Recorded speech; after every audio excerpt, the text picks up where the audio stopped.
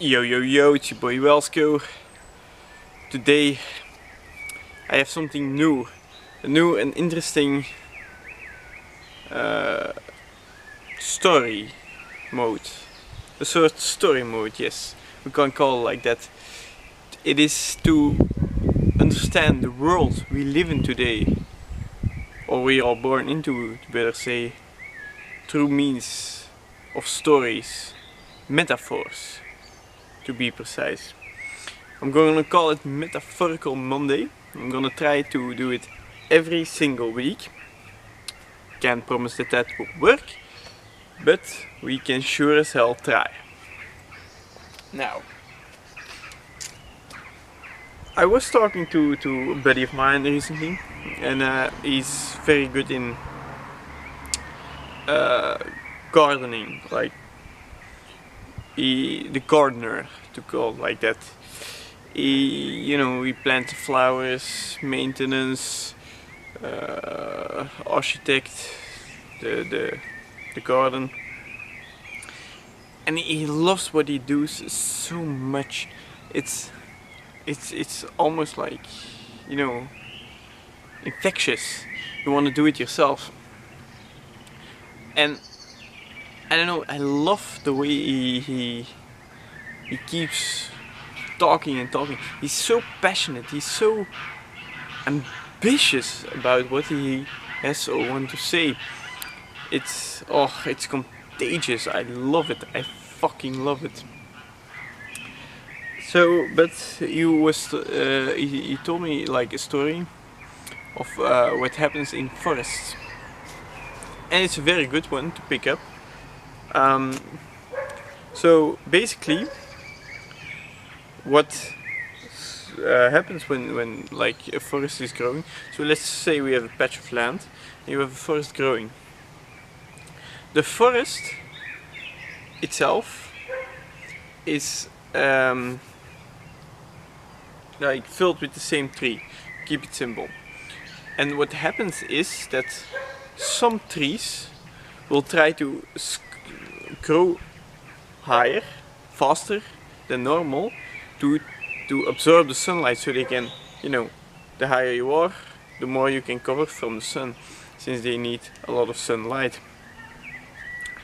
And what so other trees who grow normally have less of a chance when the sun, when you're all big. So when you got the whole forest, let's say this is the line, and here and there are a few rotten apples in the harvest, a few who want to take it for themselves, who want to disregard the others. And that's happening with the what do you call it? That's happening with the trees. So they steal the sunlight from the other ones, but because they were growing so quickly, or at least trying to push themselves so fast, they're what do you call? Oh, what's the English word? No, what's the fucking English word? The base of the tree. Probably not the right word, but you know what I'm talking. The stump. Yes, that's it. I think the stump.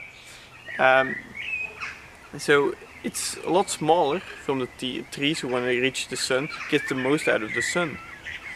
And it's a little bit unfair when you come to think of it. But the thing is, as soon as a storm hits, or a disaster, or what else, the ones with the smaller stump base, who stole the sunlight, are the easiest to come down. And that's the important lesson that nature teaches us. You can steal and take all you want from in life from where you have it, but in the end it's not a long-term solution. It's not meant for longevity, and that's pretty important, since the whole of nature is based on long-term thinking. That's why we humans, we babies, like when we are babies, the human baby is, to say it in a cruel way, it's useless. Literally, it's useless. It can't do shit without anybody else. See, so that's why parents. But when it's full grown, it can do a lot. It can do thinking, writing. Okay, the obvious ones: walking, hunting, what you have you not. And it's also true, the better you stand on the ground with your feet, the more resistant you are when a storm hits, when you need to defend yourself, when you are not at your best position.